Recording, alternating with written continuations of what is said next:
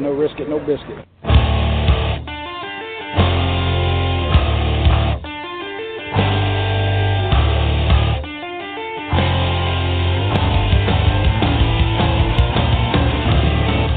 Coming from the Arizona desert, presented by SBNation.com. For Arizona Cardinals fans, by Arizona Cardinals fans, with outsider and insider's perspective, this is Revenge of the Birds.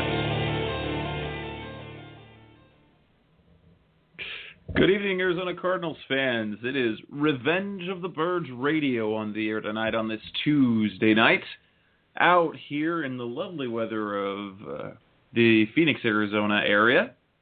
I'm your host, Jess Root. Welcome again to another episode of Revenge of the Birds radio.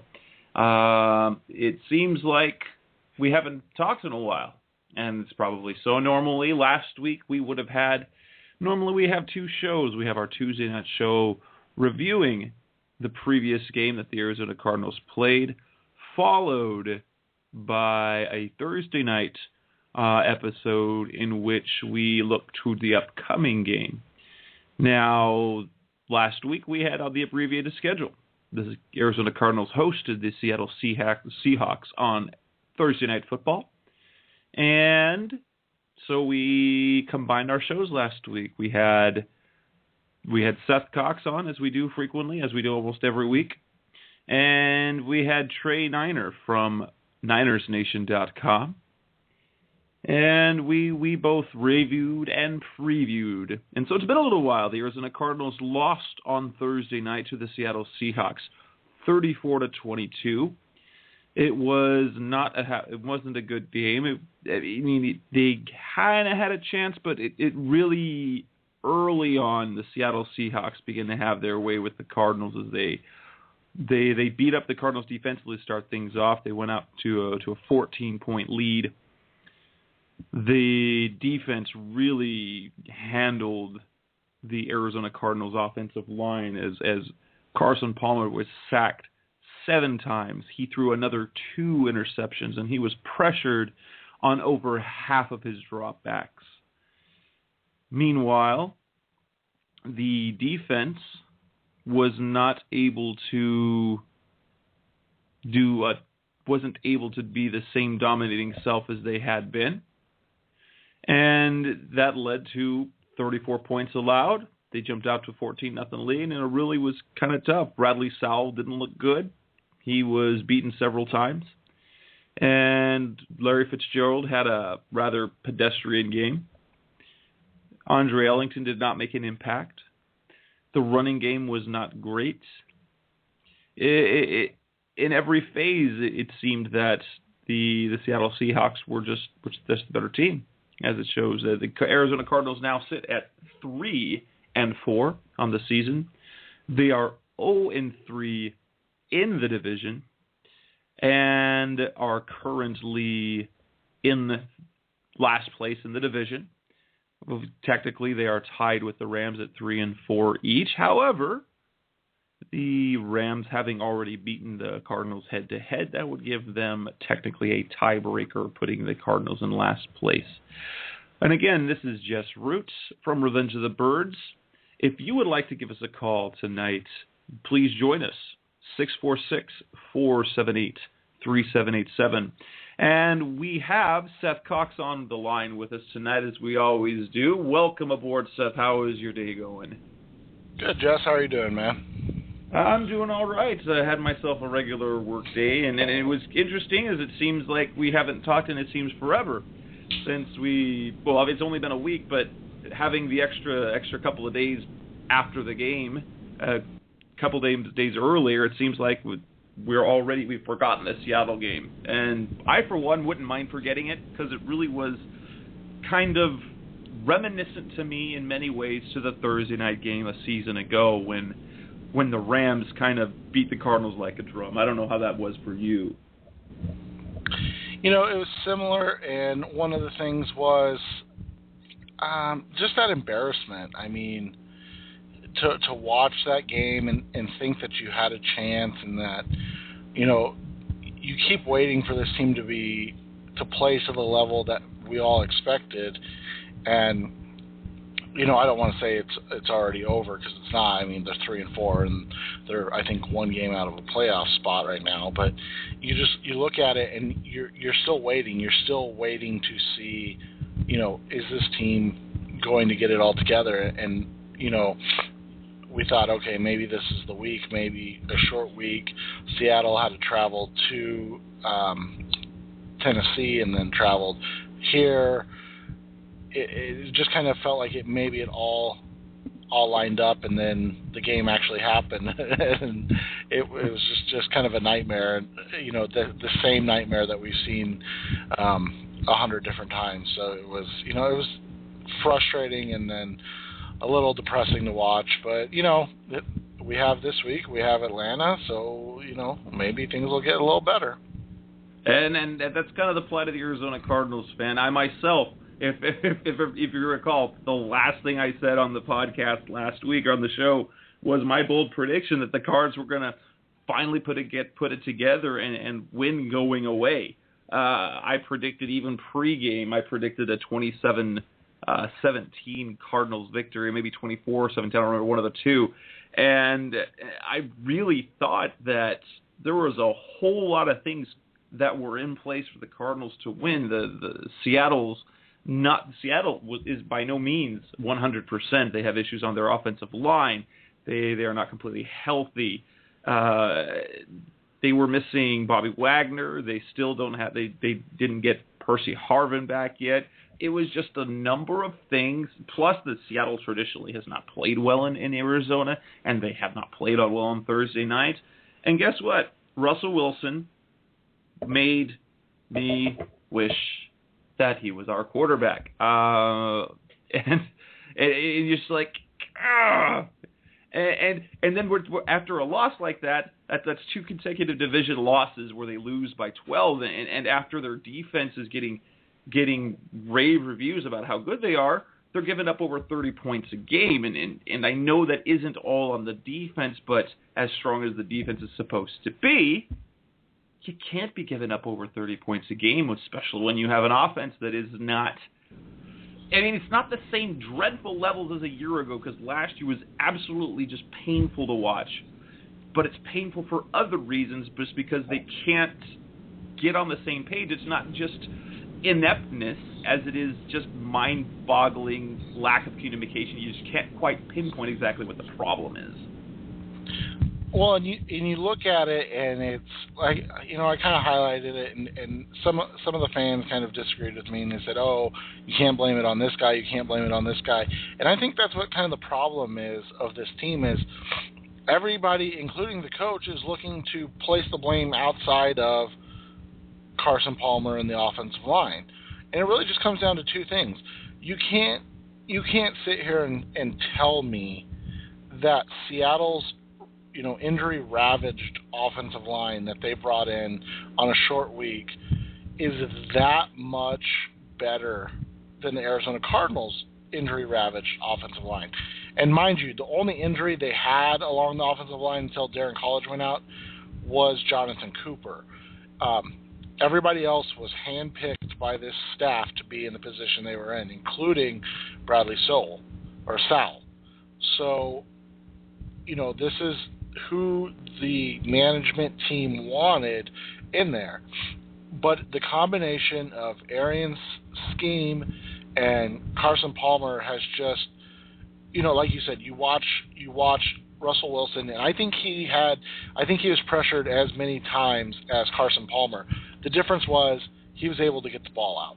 Carson Palmer can't get the ball out because he just doesn't have that ability to maneuver in the pocket, make people miss, and extend play, something that we've talked about numerous times. And so now you look at it, and, they're sitting at 3-4 and coming off another, embarrassing loss. Well, and talking about Russell Wilson a little bit is what the difference is. Yes, one, he has escapability. Two, there's something about that Wilson that I just can't get away from, and he has something about him. It's an intangible that you just gravitate to. And I'm not saying that Carson Palmer is a bad leader, because there's one thing I've noticed that I've been very impressed with Carson Palmer has been his demeanor and his ability to keep grinding and keep doing things and not look like the one I can remember a season ago, the Thursday night game when Kevin Cobb got sacked 9 times, is that he had a look on his face like, I can't do this anymore. I just keep. It was utter frustration, and you never see that out of Carson Palmer. But what the other thing that Russell Wilson has is that he is comfortable in the offense. He's comfortable in his offense, and it is clear that neither Carson Palmer, and it appears that no one in that offensive unit is yet comfortable completely with what their assignments are offensively. And I preached on this podcast. I wrote about it. This offense takes time. More than people, I understood that coming. Just going through the film, a lot of things that they did and didn't do in Indianapolis, and then I went back and watched all the Pittsburgh film I could get my hands on, and we talked a little bit about Palmer's fit as the ideal Arians quarterback, and I think the combination, like I said, of the fact that Palmer can't move and the offensive line can't block for a long period of time has just made this scheme so bad, such a bad, mesh, or just such a bad fit, that this is kind of what you're stuck with. You're going to be stuck with an offense that shows flashes of really good on maybe a drive or 2 drives in the game, but it shows a lot of bad, and then when there are plays that are open, like the Fitzgerald interception, that wasn't all on Palmer. You can't get mad at him because of the interception, because Earl Thomas made a spectacular play, but he clearly underthrew that ball.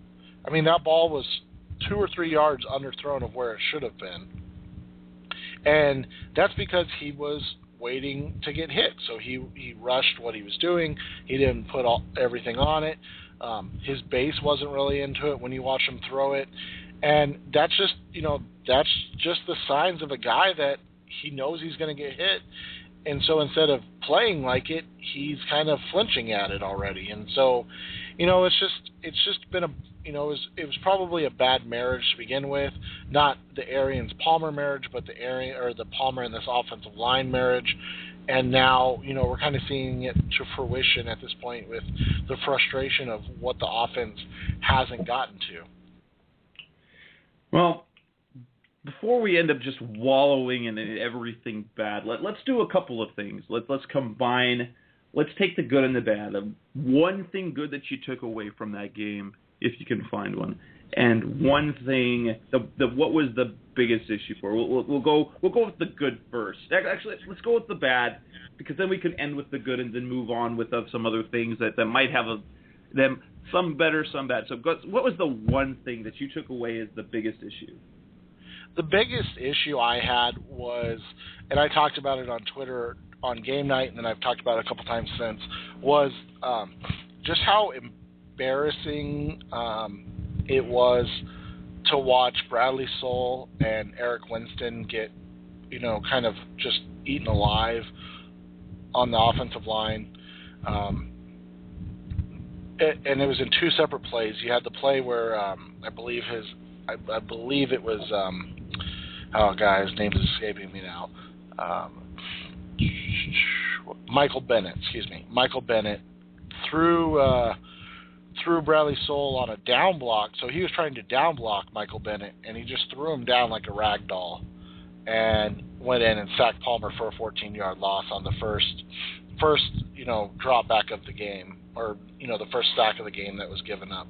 And then you had the zone stretch play where Eric Winston pulled around the tight end to kind of kick out the safety and was just absolutely stonewalled by Cam Chancellor, who's not a small player. I mean, Chancellor's not small by any means, but it kind of set the tone for the rest of the game that, you don't want to say that the Seahawks do not respect the Cardinals, but they don't fear the Cardinals, and that's what one of the things I had hoped for this season is that teams wouldn't want to play the Cardinals. They may beat the Cardinals. The Cardinals could have ended up going 1-15, but they were going to be in every game, and teams feared them coming in every week, and it kind of feels like it's getting to the point where teams just kind of laugh because they know that, hey, we get to go up against this offensive line with this quarterback. We're gonna have opportunity to pick three balls off a game. So that's just, it's kind of getting to that frustration point. And for me, the one thing that the biggest issue for me continues to be just nothing seems to be clicking all at once offensively. Everything, just no unit is playing well. You've got receivers that aren't running their routes right. You've got receivers not knowing where they're supposed to be. Carson Palmer, who can't get away from pressures. You've got the offensive. For me, it's just a constant fight to do something, to get anything going. And again, they're better than last year. If you remember, last year was just atrocious to watch because it seemed to be 3 and out. And this year we're not getting as many 3 and outs. We're getting the first down here, interception. First down here, stall. And so things are doing better. But it's just incredibly frustrating to see the week after week kind of nothing ever coming together. Just if one thing started to do the other thing's falling apart. So the receivers are running good routes, the ball's in the wrong place. Carson Palmer knows where he's supposed to make his read, and the receiver's in the wrong spot. The running back is running to the hole it's supposed to, and there is no hole. Or the offensive line opens a hole it's supposed to be there, and the running back misses it. It's been constantly frustrating, and you're starting to hear some of the same things. And I don't know what the Arizona Cardinals fans hoped for, but we're starting to hear some of the things. Bruce Arians says almost exactly some of the same things that Ken Wisenhunt was saying a season ago. We knew, deep down we knew it wasn't going to happen overnight, but there was enough optimism to think, hey, this could, if everything falls into place, this could be good. And not everything has fallen into place, and I guess that's the big thing for me. What about your good? Let's go to the positive side. What was the good thing what was the silver lining you got out of Thursday night, if anything? Well, there's always silver linings in every game, and that's one of the things that I've been happy about so far this season is that I've been able to find something positive every week despite the loss, not just the losses, but some of the really bad offensive play. Again, Tyrann Mathieu was outstanding. I thought he played really well throughout the game. But I think for me, the best sign of the night was the effectiveness of John Abraham and the pass rush, getting 16 hurries, but then getting 8 quarterback knockdowns or sacks total, and that was just that was kind of something that we hadn't seen all season, and so for them to do that defensively, they've kind of taken a step back in their run defense, but to see the pass rush get after it, I think that was fun to see for once. Yeah, you stole my thunder again. The positive for me was the pass rush, is the fact that Russell Wilson was pressured constantly. I think it was like 54.7% of his dropbacks. Carson Palmer was pressured and was somewhere between 51 and 52% of the dropbacks that Wilson had that he was pressured. So that was great to see. Calais Campbell had a great game. John Abraham, remember the beginning of the offseason, he finally got sacks, and he finally had 2 of them. And I'm going to bring this up reluctantly just after Darnell Dockett picked up his 2 sacks earlier in the season. It was against an undrafted rookie guy, and And John Abraham was going up against a guy named Pat McQuiston, not exactly world beater, but he did get a couple of sacks. He's playing a lot more. It's very positive to see that. I hope we see that more because Abraham has more or less, well, Bruce Arians has said he's been really good in run support. He, on the stat sheet in the past, which he's really been non-impactful, if I had to pick it. He's been non-impactful and finally had an impact on a game and Matt Shaughnessy. It was very impressive to see Shaughnessy pick up his first sack, and he was all over the field as well. And I don't know if this was part of the game plan, but I was very interested because the defense opened up a nickel. So they didn't open in base, they opened in nickel. And in that first unit that was on the field, it wasn't Matt Shaughnessy on the field. They had John Abraham on one side, and they had Marcus Bernard, a guy they picked up a while ago. It was Marcus Bernard on the other side that lined up. He ended up playing 11 snaps. But then Shaughnessy was playing in base. He got some pressure. He was making some plays, and then what do you know? Nickel package later in the game, not too far into the game, and it's Shaughnessy still out there. So I was pleased to see the pass rush finally make an impact, even though it didn't have the results per se that we would have liked in the way of turnover, well, in the way of flustering Wilson, because he made some, he made some actually absolutely outstanding throws. The one where, had another been a quarterback, it probably would have been called in the grass. I've seen that play called in the grass. I've seen it happen, and he got the ball up, and it was a completion. It was fantastic. There were a couple of plays that were just absolutely but I loved the pass rush. I was very, very pleased about that.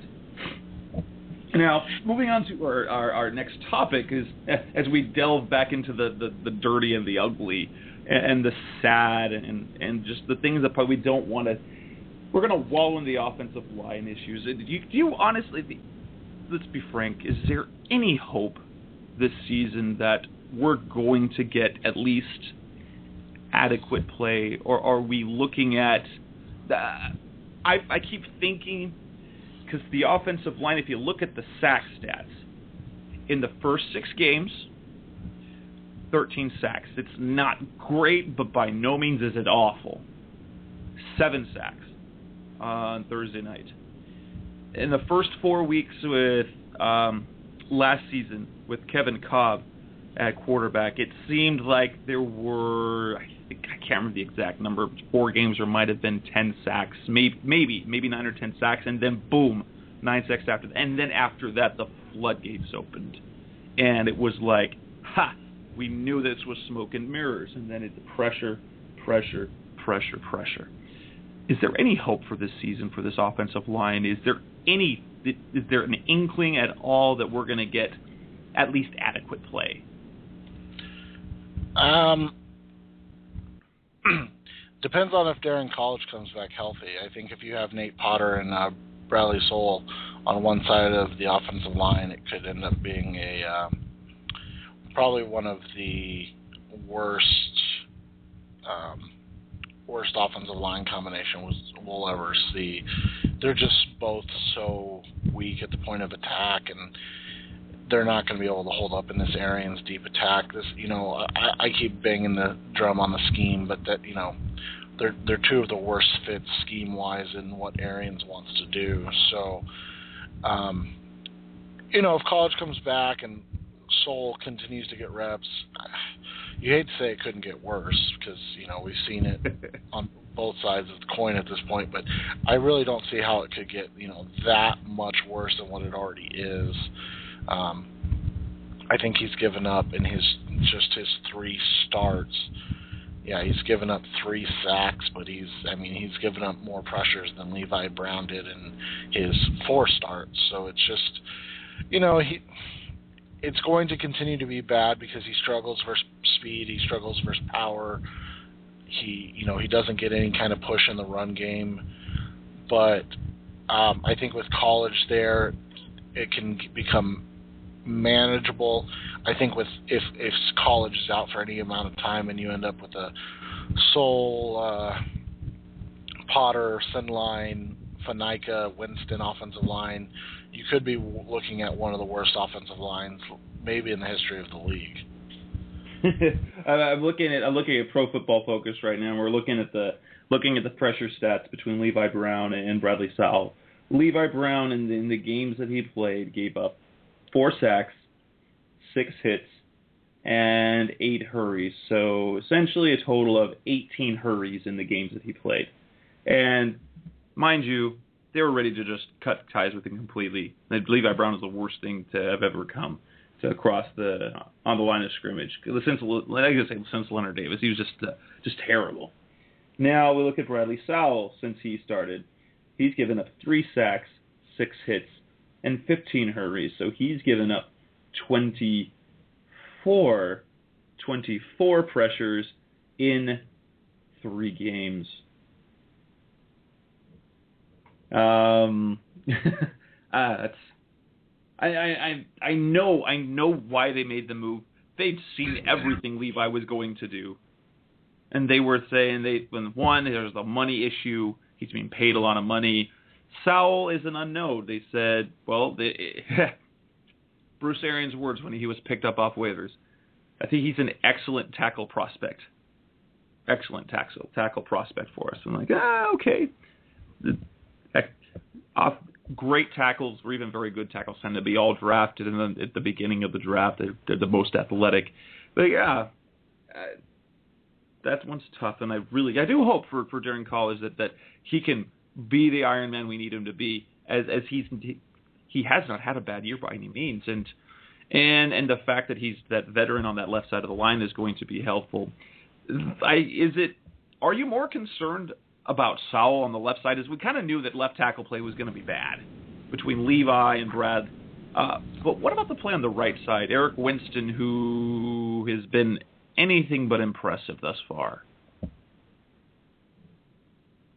Well, you have to remember when he was signed, I was probably one of the few people that was not, didn't think super highly of the signing. And I simply, and it wasn't that I didn't think he could be a good addition to this line. My concern was you're picking up more scraps. You're not picking up a John Abraham because he's old and he's cost a lot of money and he's a limited player. That's fine. That's a completely different scenario. You didn't bring in John Abraham to play 80 snaps a game. You brought him in to play maybe 30. You brought in Eric Winston to be your starting right tackle, allegedly to compete with Bobby Massey. But I don't really feel, and maybe this is just me, hypothesizing, but I don't feel like the coaching staff had any intention of letting Massey play until Winston had just been so bad during the season. And the fact that he's continually been bad and he hasn't gotten any better, I think that has kind of spawned this, okay, maybe we need to activate Bobby Massey because it's getting to the point of, ridiculousness where we're allowing so many pressures because Eric Winston, his strength coming in, much like Levi Brown's, was his ability to run block. Both of them struggled in pass protection. Well, you're talking about an offensive scheme that requires you to hold blocks for an inordinate amount of time, much longer than most schemes do. And with a quarterback that's not going to extend the plays himself, he can move up in the pocket, maybe make one guy miss, but he's not going to roll out and extend plays. So, all that being said, it kind of was, okay, this is what I expected out of Eric Winston in this scheme. He's not bad in the run game, but they don't run the ball. So now, you're getting what you kind of expected out of him as a pass protector. So, at this point, it's sad, but I just feel like it was kind of, I saw it coming. I know other people wanted to believe that, this is Eric Winston. I think he was a Pro Bowler 3 years ago or whatever, so he's got to have something left, But you don't get cut by 2 teams in 2 years if you have anything left in the tank, especially in a league it's so important to protect the quarterback. Well, and it kind of it's a testament to the fact that the offensive line and quality tackles are really few and far between right now. When teams are trading for Levi Brown or Bryant McKinney, that you're really in a situation where what? Okay, you're trading for a guy that has been in the case of Levi Brown, that has been viewed as underperforming for years. Hey, but I mean you can say Levi Brown was a Pro Bowler. He was a Pro Bowler one year. He was a Pro Bowler once. It's really, I don't know. Do I have hope? I always have hope. I'm a sucker like that. I have hope that the line will improve at least marginally to the and the issues that we're having offensively. I mean, it comes down to protection, but when your receivers aren't going to the right spots, and it just makes it hard, and everyone's making their read slowly, I can see why some of that maybe isn't fair, but it is fair at the end. Do I have hope? I think there is hope. I don't think it's a lot of hope. The upside of the fact is that, well, we're starting to see what Bradley Sowell can do, and I'm hoping he approaches more Levi Brown than DeAnthony Batiste. And the coaching staff and the general manager clearly felt that he wasn't going to be a downgrade, that it couldn't get worse. I mean, apparently this is Levi Brown play, although the numbers say otherwise. But as long as if he can play like Nate Potter did at the end of last year, then I think we're going to be better and it'll be okay at some point. Now, the other axe to grind that everyone seems to be having is we're talking about Carson Palmer. He had 2 more interceptions. He's got 13 on the season, and with Eli Manning not throwing any interceptions, Carson Palmer now has the chance to catch Eli Manning in interceptions this Sunday. And I'm hoping that doesn't happen, obviously, but Palmer is very, very. I mean, he had 14 all last year. He's got 13 now. I can't remember the stat. He's never had more than 20 in his season. I mean, 20 is a lot, but he's never been. He's known to be careless. I mean, he has a reputation of being careless with the football. Fantasy football people, I mean, to say coming into the season, they view him as a guy that is turnover prone, that doesn't care how many people are in coverage. He's going to try and get the ball in that spot, and we talked a little bit about that last week. Is there any hope for Carson Palmer? At least for Carson Palmer, I think there is hope, because you have a guy who's uncomfortable in an offense, who is throwing to places where receivers are supposed to be, and he's not, and he's playing behind a line that's not protecting for him. Yes, he has had a few what the heck kind of throws are you doing, but like Bruce Arians has said, a lot of those interceptions really aren't his fault. And while they still are interceptions, you look at the throws and the decision-making most of the time, and you say, okay, that's an okay decision if this doesn't happen. You get the feeling, one of these games he's going to turn it on and not just have a blasé Carson Palmer game where he throws a couple interceptions and makes a couple of good drives, but that he's going to have a good games from start to finish. Do you hold out any optimism for that? Well, I kind of tweeted this out earlier, but if there's hope, this is the week. And obviously, I know we still have Jacksonville on the schedule, so don't tweet me. Oh, what about Jacksonville? But in the last 2 games, the Atlanta Falcons defense has surrendered over 500 yards. Here it is, over 450 yards and 5 touchdowns to 2 rookie quarterbacks. That's Geno Smith and Mike Glennon. Now, granted, they won and beat Tampa Bay, but they allowed 23 points to that Tampa Bay offense, with Doug Martin not playing much, with Mike Glennon, the same Mike Glennon that we saw at the helm. This Falcons pass defense is not very good. This is the week the offense to kind of get on track. And I know then they got the bye week, and then they have a struggling Houston team. But you really, as a team, you don't want to go into the bye week 3-5, but you also don't want to go into the bye week as one of the worst offensive teams statistically in the NFL. All we heard about all offseason was look at all the changes we made on offense. Now, granted, probably the most important addition they had on offense got hurt before he even played a real game. But you have, you added a tackle in Eric Winston that was supposed to be good. You added a running back in Rashard Mendenhall who was supposed to be able to, help soften up defenses. You added a quarterback in Carson Palmer who could make all the throws.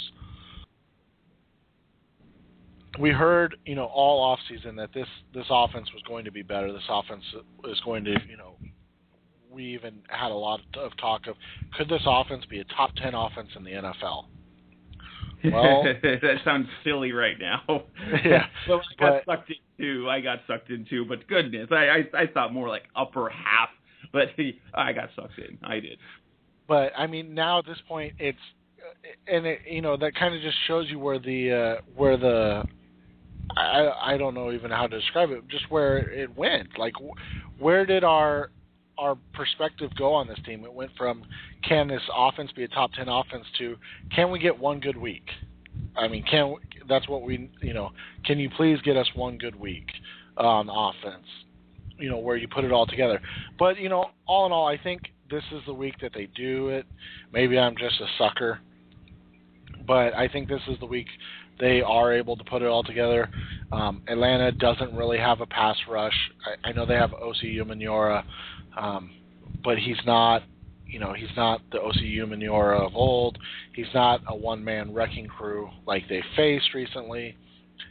And then they have some nice players on the inside, Corey Peters, Jerry Pariah, Jonathan Babineau. They have some nice players, but they're not going to bring the pressure unless they just blitz all the time, which they don't do. But they're just not going to bring the pressure that the Cardinals have faced all year. So I think the offensive line can kind of, maybe give up 1 or 2 sacks, but not give up 20 hurries.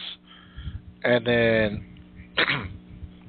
we'll see, Carson Palmer kind of get on track for this week and carry a good vibe into the bye week. And then after that, who knows what happens. But yeah, I mean, with the talent that they still have, this sounds stupid just based on the play that we've seen. I don't see any reason they shouldn't be able to succeed, at least improve from where they have been. Well, it's Carson Palmer, offensive line. Carson Palmer gives us a little bit of hope. Offensive line, not so much. This was a topic, this is a question, and when I wrote the piece on Sunday, I believe it was, I was not trying to say that Larry Fitzgerald is done. It was to begin the dialogue to perhaps raise the question, what if? I mean, is it time that we start asking that question? The question came up again as he is having a very pedestrian year. He's actually had less, aside from the touchdowns, he's had less production through 7 games right now than he did a season ago, where he had a very disappointing season. Now that the quarterback play just fell off the table last year and just wallowed on the floor like a fish out of water. But other than I was looking at I said, wow. I was looking back on some Cardinal stats and looking over the years. And when I was talking, going to name drop in there. In my seat in the press box, I actually sit. Last year, I sat right next to Larry's dad in the press box, and Larry's dad sits a couple of seats down from me now, but that's inconsequential. But last year, at the throes of all the struggles that the Cardinals had, there was a discussion, and we was talking to his dad about, well, Larry has had has been around for some really not very good quarterback play and still put up big numbers. And I cited some of the players. And then I looked back, and I looked back at the quarterbacks that the Cardinals have had. And truth be told, the worst of what the Arizona Cardinals had with their Larry Fitzgerald was his rookie year, and it's when he was the least productive. He had, now granted, it wasn't the Hall of Fame, the all-wonderful Kurt Warner that he was when he was going to the Super Bowl, but he had Kurt Warner throw into him for much of his seasons in all but his rookie year. It was Josh McCown in 2005. It was Josh McCown and Kurt Warner. In 2006, it was Kurt Warner and Matt Leinart. 2007, it was Kurt Warner and Matt Leinart. 2008, 2009, it was Kurt Warner. Then it was Derek Anderson, Max Hall, John Skelton. Then it was John Skelton, Kevin Cobb, John Skelton, Ryan Lindley, and Brian Hoyer. And that's where we saw the numbers drop. Now, I was under the belief that I misplaced a year. It was Anquan Bolden that was there before, was when he had the John Navarre, when he had the mess that was there before. Now, he did, by no means, Josh McCown was not a great quarterback. Carson Palmer is definitely better than he was. Matt Leinart turned out to be really, after a promising beginning to his rookie year, kind of fell apart. But between the quarterback play, he's now 30 years old. He's been injured, and so yes, there's that. He's in a new offense, and he's being asked to play other positions. Is he being used right? Is he still elite? And that's the question. There's a lot of reasons for Larry's lack of production, but I wanted to raise the question as well. But what if? Is it fair to ask, is he no longer the same player? And I don't think that's the case, but there's a lot going on now. Do you think, as I've been talking for a while, Seth, what do you think? Do you think, is the team misusing Larry Fitzgerald? I mean, I understand what Bruce Arians is saying about him being flexible, that he needs to learn to play outside. It will extend his career, because playing outside and playing X, he's not going to be able to provide separation for the rest of his career if he wants to play forever. So he does. But are they using him too much inside? And is it just too much in a new system to have him do everything that he's being asked? Are the Cardinals messing with Larry Fitzgerald? Is that or what are your thoughts on that? Well, one of the first things that I wanted to look at was what's the percentage of targets that he and Michael Floyd are getting. As much as we thought this was a 3, 4, maybe 5 receiver type offense, this has become painfully obvious that there's only really 2 weapons on this team. It's Floyd and Fitz. Soapbox for Seth, why you don't invest only in receivers. But you look at what they've done. 21% of Carson Palmer's throws have gone to either Fitzgerald or Floyd. You put that in perspective with some of the other guys in the league. Calvin Johnson's actually right at the same percentage.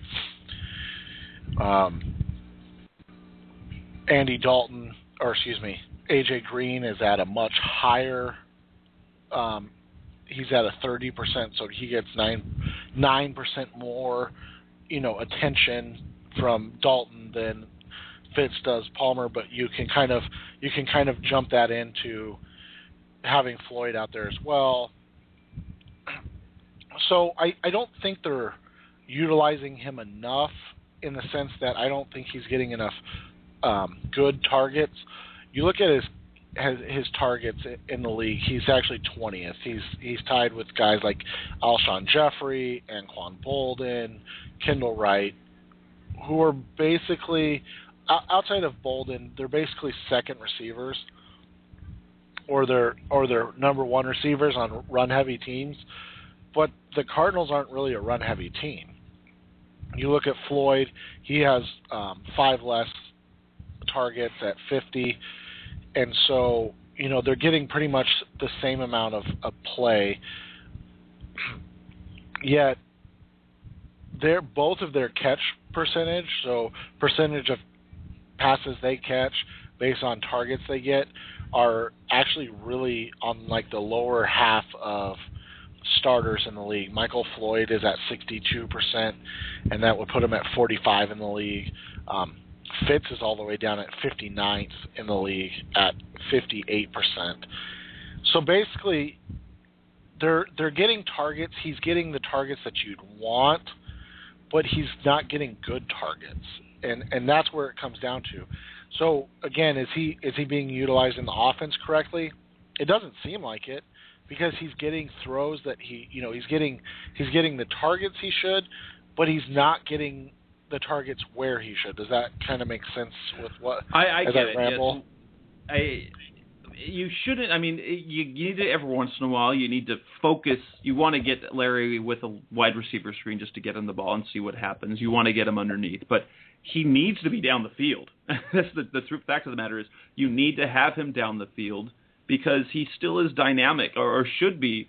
We hope he's still dynamic at creating mismatches down the field, getting separation, and then making plays. And what too often, and unfortunately, that's where a lot of those interceptions are happening, is Carson is either a smidge late, is a little early, or he's just a little off target, and he's trying to force the ball to Fitz, and I get why he's doing it. I mean, Carson understands how this game works. I mean, after all, he did have Chad Ochocinco and Terrell Owens on the same team with him, and so he knew he had to feed them the ball. And it's not because Larry necessarily has to have the ball, but he knows that's a really good option.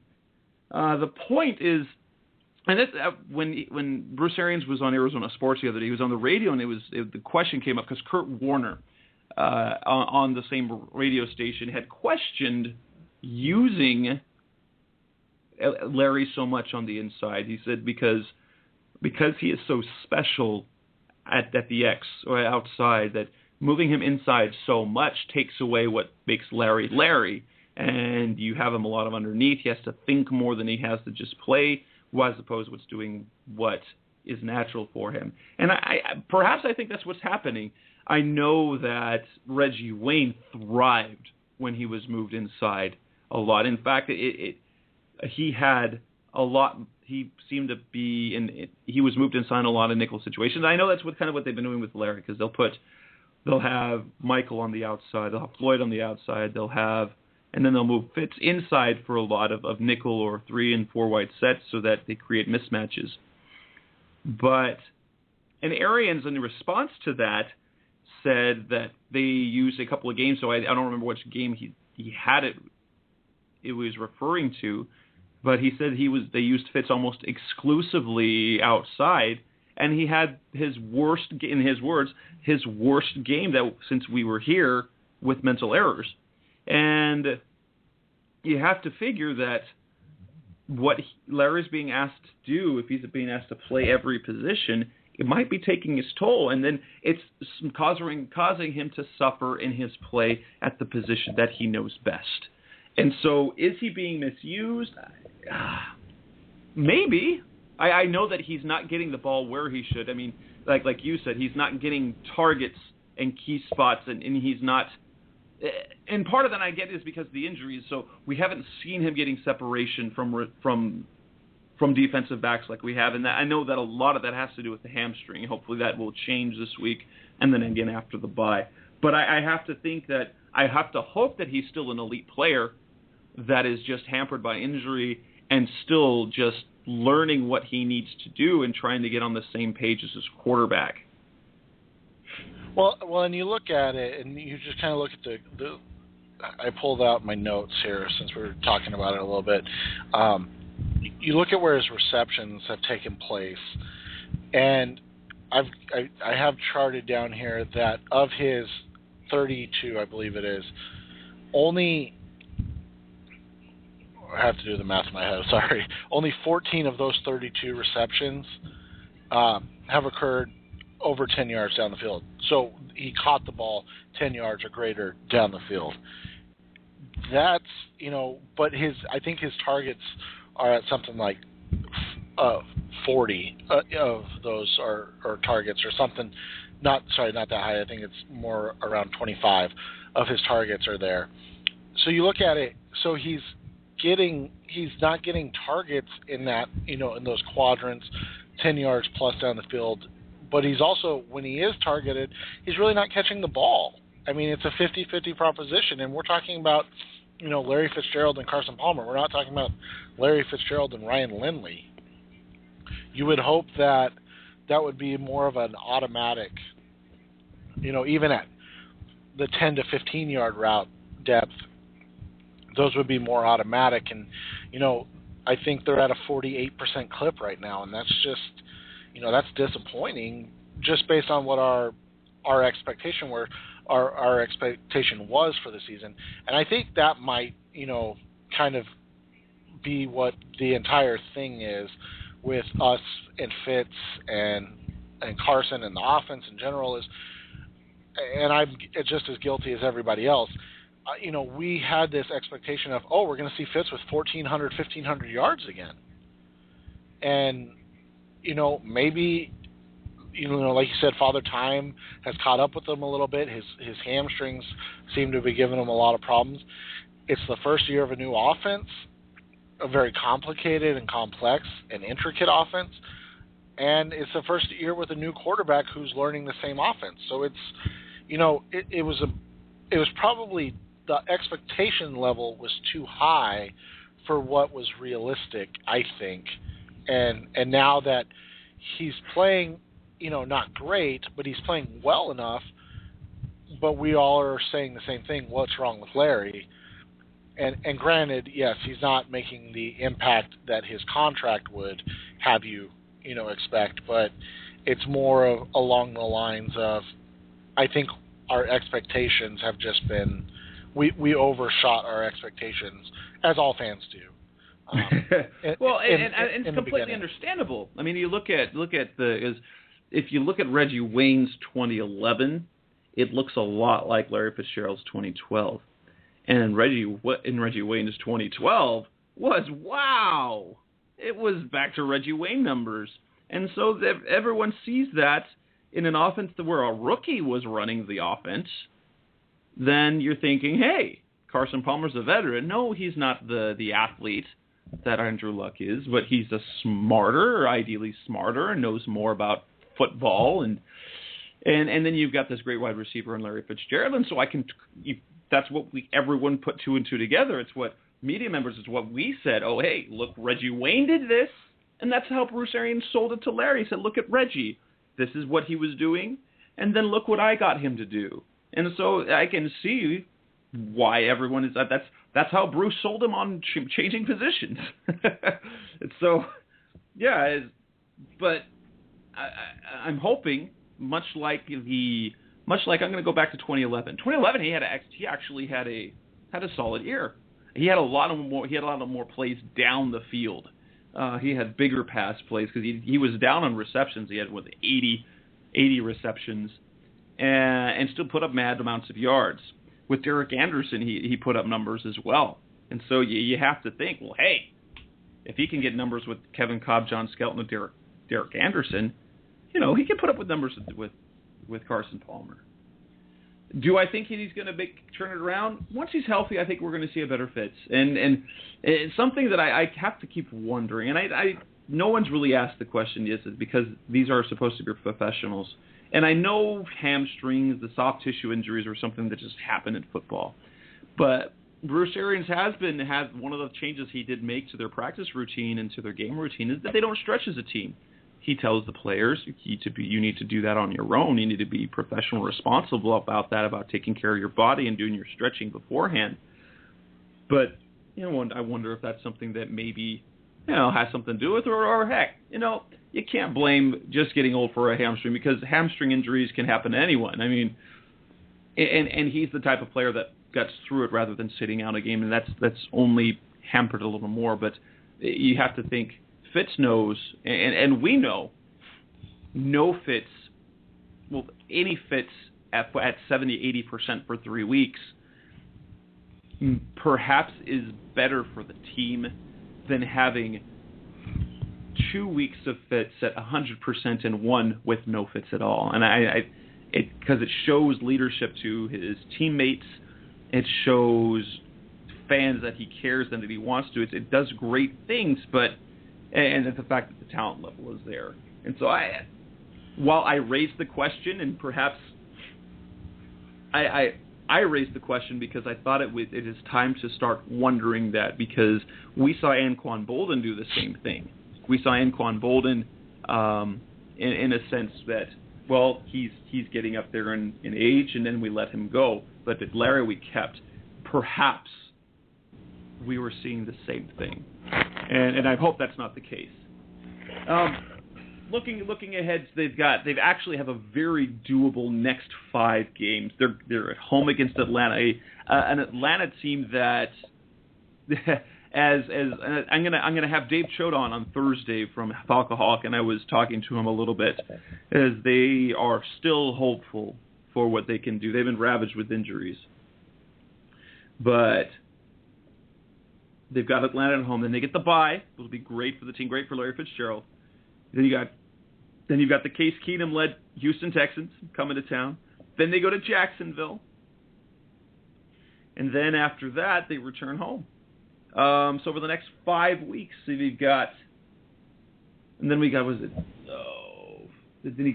Indianapolis at home after that, or is it? I thought I had that. Yeah, it's Indy after Jacksonville, and then they're at Philly. That's right. And so they got 5 weeks, and you've got 4 games that really are quite doable. 3 where you'd saying you've really got a legit chance, and then the 4th against Indianapolis where you say a lot of things have to go well. And I'm gonna equate that game to the Ken Wisenhunt's first year when the Steelers came to town, and that puts them in a good situation. I equated kind of that game where the Cardinals can sneak a win out against a team where the coach came from before, who knows their personnel and knows their scheme and everything. So I'm really leery to say that they're still in it in the playoff race, even though they're 3-4. So yeah, technically they still are in the playoff race. And yes, there's going to be 2 wild card teams, but when you haven't won in the division, you have to go wonder. I guess winning the division is probably out of the picture. For you to maintain an inkling of hope for the playoffs in general, whether it be a wild card spot, what do they have to do in these next 4 games? I think it starts with this week, like I said. You have to win this game. Not only do you have to win this game, you have to play really well, and you have to put up points. You want to see the offense come alive finally and do well and against a bad Falcons defense. And then from there, it's just kind of, it's beat teams that you should beat. You're at home against Texans, and yeah, they gave the 7-0 Chiefs everything they could handle, but we don't know if Matt Schaub will be back by then or not, and we don't know if Arian Foster and Ben Tate will be back, but let's just hope that they're not. I mean, you don't ever want to wish ill will or injuries on anybody, but let's just hope that they're not, going to be back. And then you go to Jacksonville, and I am admittedly terrified of this game. It is, and I mean, we've seen it. Well, we haven't seen it, and that's kind of what terrifies me. We haven't seen 0-16 said for one time, in the last, I think it's 2 decades. And now we're seeing 0-16, kind of staring us in the face, in their home stadium. And you want to walk out of these 4 games. You don't even want to say 2-2. You want to see 3-1. Because even 3-1, that's only going to put you at 6-5, and while that's fine, anybody, if you told anybody, they'll be 6-5 at the, after the Indy game, I think everybody would say, okay, I'll sign up for that. But you want to have to be at 6-5 because I think teams in the NFC are going to start turning it around. There's been a lot of injuries this season that have kind of benefited the Cardinals in keeping them in this race, but I mean, you look at it, the Panthers are still in it, the Rams are still in it. I know they don't have a quarterback, but the Lions and Bears, even the Redskins are only 2-4. I mean, there are really no teams outside of the Buccaneers and the Vikings that are out of it. I wouldn't even say the Giants are out of it at this point. So you want to see 3-1, 6-5 going into kind of that home stretch of at Philly versus St. Louis, at Tennessee, at Seattle, and against San Francisco. And, just hope that Chip Kelly's offense is, imploded. St. Louis doesn't, find an answer at quarterback, and then Tennessee, Seattle, and San Francisco, that maybe San Francisco and Seattle have nothing to play for. I mean, that sounds terrible to say, but that's kind of where you're going to be at. But I think 3-1 out of this 4-week stretch is kind of a must, because then you go into a really hard 5-game stretch where you're on the road for 3 and you have San Francisco for 1. So, and you almost have to. The truth is, you almost have to just scratch that off as a. Well, no. Actually, it's Seattle. Because they end the season at home against San Fran. They're on the road in Seattle. Yeah, is how that one goes. But so. If you go to ceiling, you're going to be pretty much. You almost have to chalk that up as a loss unless you're lucky. I was under the impression, my opinion is that they almost, for me, they really had to win one of the last 2 games. They can't really. While they're still mathematically in the playoff picture, I can't see a team going to the playoffs and ending up at best, 1-6, 1-5 in their division. That just doesn't make sense to me. And so even though they're 3-4, and sure they could win a few of these games and end up 9-7. And this is what I picked them to be at the beginning of the year. I picked them to be a 9-7 team that misses the playoffs. And I think the way the scheduling is hashing out, that it's a very, very distinct possibility to do that. But for that to happen, to even have an inkling at the playoffs, they have to get 3 out of these 4. They have to somehow get 3 out of these next 4. And truthfully, I think for them to be able to put themselves in they really need to win the next 4. That way, and as I'm playing futures here, the way I saw the season playing out is that they end up 9-5 going into the final 2 games of the season, and they lose them. It's not how I want it to happen, and that they end up falling out of the playoff season with a last week loss against the Niners, because it's just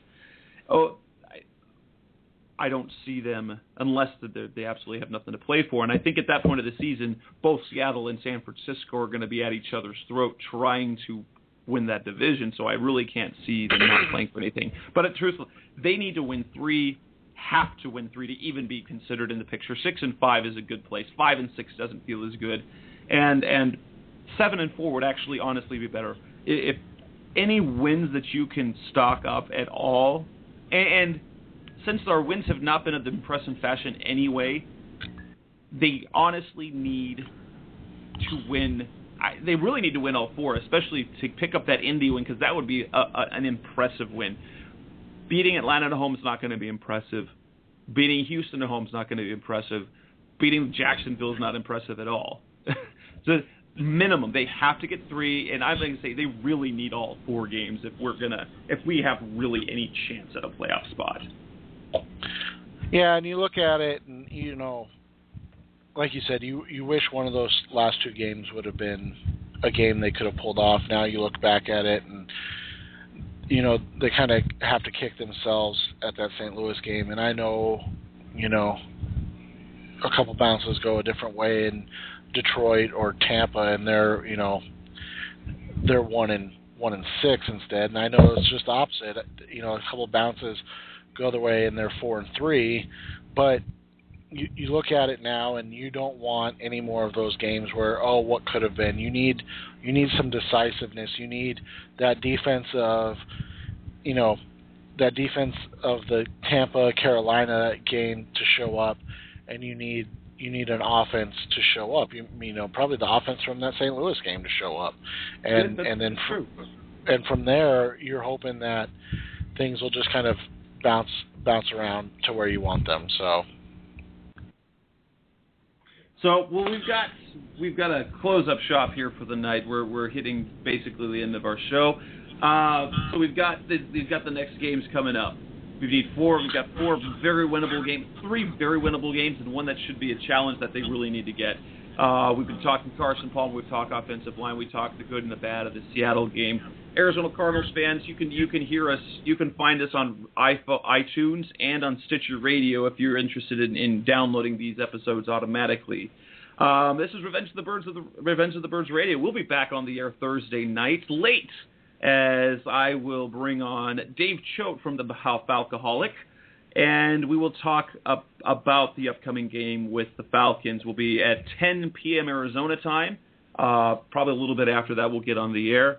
On behalf of Seth Cox, I am Jess Root. This is Revenge of the Birds Radio. Thanks so much for listening. Have a great night. Good night, everybody. You've been listening to Revenge of the Birds. Keep the conversation going by visiting revengeofthebirds.com. Follow us on Twitter at Revenge of Birds. You can also find us on iTunes at facebook.com/Revenge of the Birds.